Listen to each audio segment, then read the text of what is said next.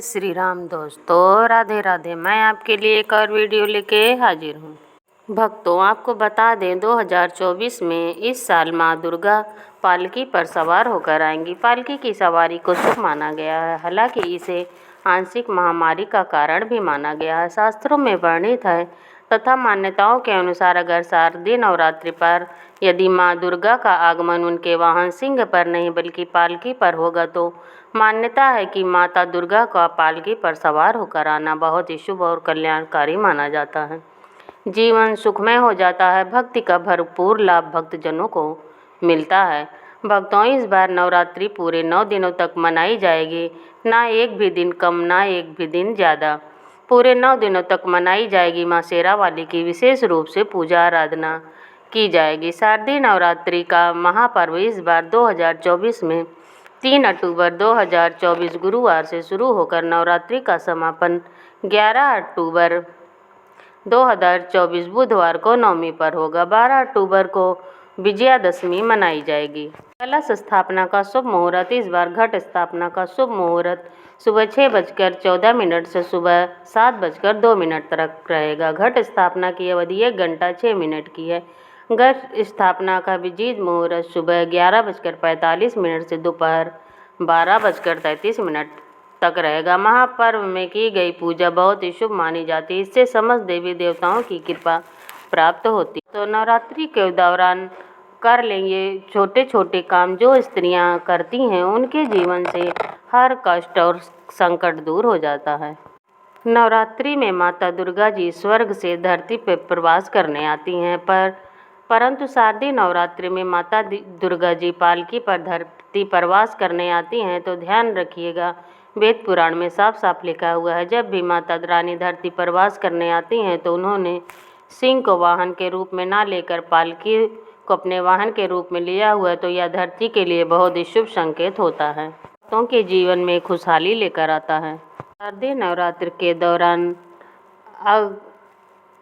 नहीं करनी चाहिए जो सबसे पहले तो आप इस बात का ध्यान रख लेना, अगर आप अपने घर पर कलश स्थापना करने जा रहे हैं, यदि आप अपने घर में माता रानी की अखंड ज्योत जलाने जा रहे हैं, तो आप माता रानी जी के लिए चौकी लगाने जा रहे हैं, तो ये ध्यान रखिए कि माता रानी जी की अखंड ज्योति को बुझने मत दीजिए। और दूसरा, यदि आप कलश स्थापना करने जा रही हैं तो जटा वाला नारियल का प्रयोग करें जिसमें पानी होता है। तीसरा, आपको इस बात का ध्यान रखिएगा कि जो आप माता रानी की चौकी लगाने जा रही हैं, चौकी कभी भी छोड़कर मत जाइए। देखिए, चौकी यदि आपके घर में लगाया है तो चौकी को कभी भी खाली मत छोड़िएगा। और माता रानी की चौकी अगर आप लगा रही हैं तो हमेशा उस पर लाल वस्त्र ही बिछाएं, कागज़ और या किसी और चीज़ को नहीं बिछाना चाहिए। हमेशा ध्यान रखें कि माता रानी की चौकी में हमेशा लाल वस्त्र का ही इस्तेमाल करें। तो दोस्तों, अगर आपको नवरात्रि में खूब पैसा कमाना है तो इन 9 दिनों में कर लिए 9 उपाय, एक बार यह उपाय जरूर आजमाएं। शक्ति का पर्व नवरात्रि धन में विशेष उपायों के लिए भी शुभ और असरकारी माना जाता है। अगर आपकी तमन्ना है जीवन में खूब धन कमाने की, खूब तरक्की पाने की, तो यह 9 उपाय आपके लिए ही बहुत ही उपयोगी साबित होंगे। आप इन उपायों को ज़रूर इस शारदीय नवरात्रि में ज़रूर अपनाएं, जिससे आप माता दुर्गा और माँ लक्ष्मी की कृपा प्राप्त कर सकें। तो चलिए आइए आपको वीडियो शुरू करते हैं। नंबर 1, नवरात्रि के दिनों में हर 9 दिन हनुमान जी को पान का बीड़ा ज़रूर अर्पित करें, जिससे हनुमान जी बहुत ही प्रसन्न होते हैं और आपको ढेर सारा आशीर्वाद देते हैं। नंबर 2, अगर आप अखंड दीपक नहीं जला पा रहे हैं तो आप सुबह शाम घी या तेल का दीपक जलाना ना भूलें। दीपक में 4 लौंग डाल दें, जिससे आप लौंग डालकर अगर आप दीपक जलाएंगे तो इससे माता रानी बहुत प्रसन्न होंगी और आपको आशीर्वाद देंगी। नंबर 3, 5 प्रकार के सूखे मेवे और लाल चुनरी में रखकर माता रानी को अर्पित करें। ये सूखे मेवे माता रानी को बहुत ही प्रिय हैं और लाल चुनरी में बांधकर रखने से आपकी सभी मनोकामनाएं पूरी होती हैं।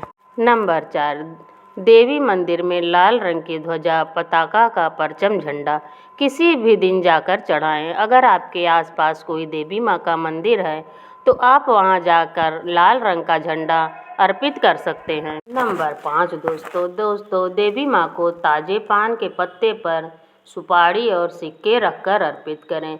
सुपारी और सिक्के रखकर अर्पित करने से माता रानी के साथ साथ आपको माता लक्ष्मी की भी कृपा प्राप्त होगी। जिससे माँ लक्ष्मी की कृपा प्राप्त होती है तो आपको धन धान्य की कोई भी कमी नहीं रहती है दोस्तों।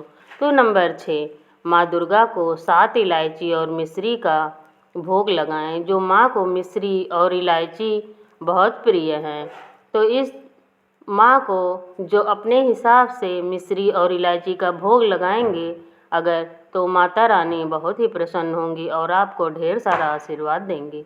नंबर 7, मखाने के साथ सिक्के मिलाकर देवी को अर्पित करें और फिर उसे गरीबों में बांट दें।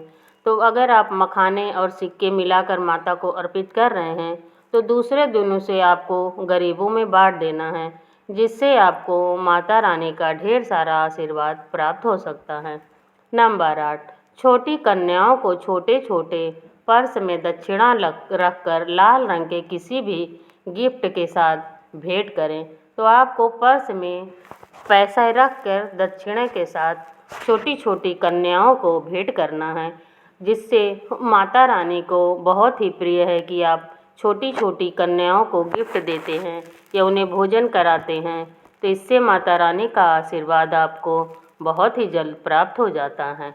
नंबर 9, नवरात्र के दौरान अपने घर में सोने या चांदी की कोई भी शुभ सामग्री स्वास्तिक, ओम, श्री, हाथी, कलश, दीपक, गरुड़, घंटी, पात्र, कमल, श्रीयंत्र, आचमनी, मुकुट, त्रिशूल खरीदें और देवी दुर्गा के चरणों में रखें। इससे पूजा करें। फिर नवरात्र के अंतिम दिन तक उस सामग्री को गुलाबी रेशमी कपड़े में बांधकर तिजोरी व रुपए रखने की जगह पर रख दें। इससे आश्चर्यजनक रूप से आप देखेंगे आपके घर में धन की वृद्धि होने लगी है और माता लक्ष्मी, माँ दुर्गा की कृपा से आपके घर में धन धान्य की बढ़ोतरी होने लगी है। तो आप इन उपायों को अपनाकर अपने जीवन में चल रही कष्टों से, धन की कमी से मुक्ति पा सकते हैं। तो अगर आप इन उपायों को ज़रूर अपनाएं। तो अगर आपको ये वीडियो पसंद आई हो तो वीडियो को लाइक करें, चैनल को सब्सक्राइब करें और शेयर करना बिल्कुल भी ना भूलें। धन्यवाद।